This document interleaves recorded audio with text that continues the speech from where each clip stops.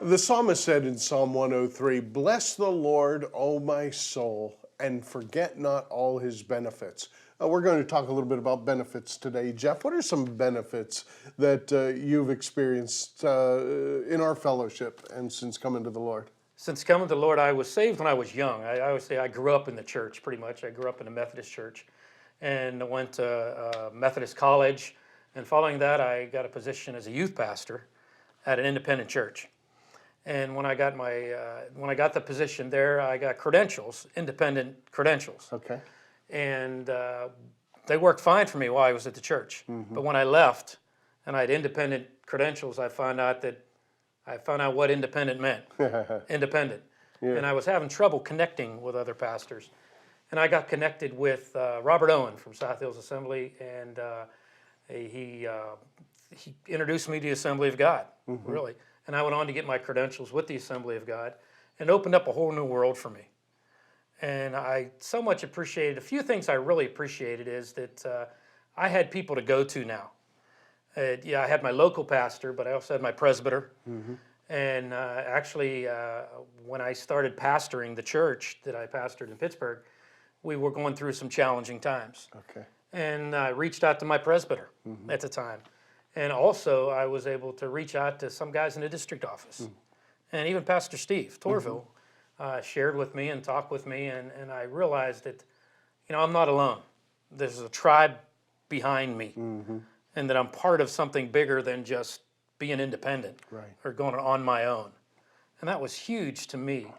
And now that I'm part of the office here, I see the resources that are available. Yeah. And the staff we have here is just incredible.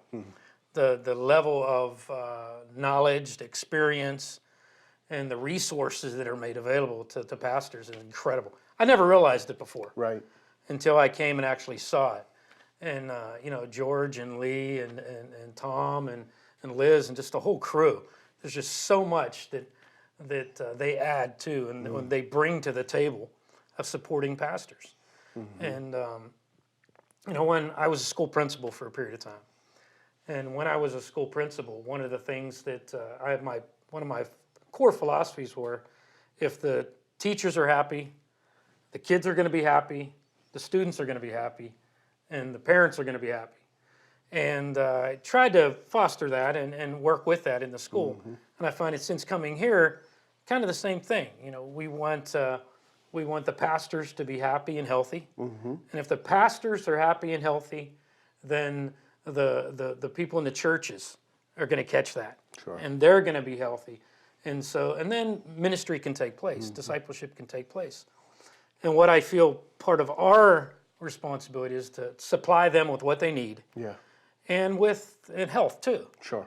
If we can get the pastors healthy, the churches will thrive. Right. And it's, we're part of that. We're part of that here in the AG, and that's why it's exciting to be part of this tribe. There's a few holes in the boat, but I still think it's the best boat afloat, for sure. It's impossible to make other people healthy. Right. But what you can do is provide the elements that will contribute to their state of health. And then prayerfully, the Holy Spirit gets into that mix and makes application. And the result is a healthy pastor, healthy families, and ministry families. And then our hope and our prayer is it will translate to a thriving church and a thriving ministry.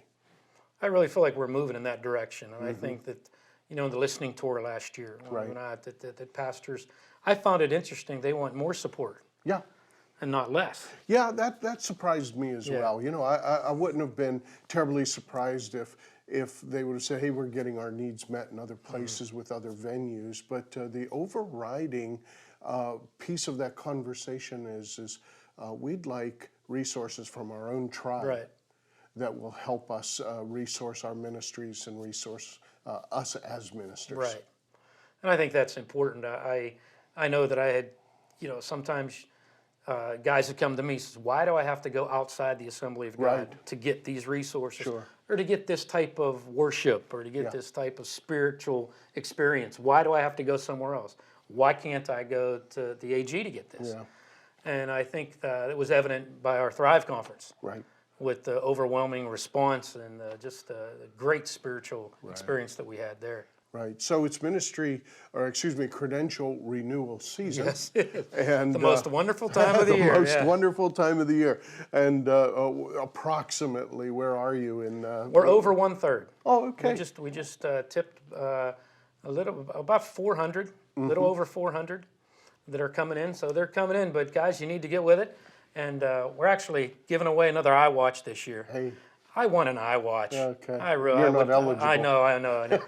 But December 13th or 14th, we're going to be giving away an iWatch. So make sure you get your renewals in by then, and we'll get you the iWatch. And you know they're putting your picture on the identification card this year. The fellowship card has your picture on it.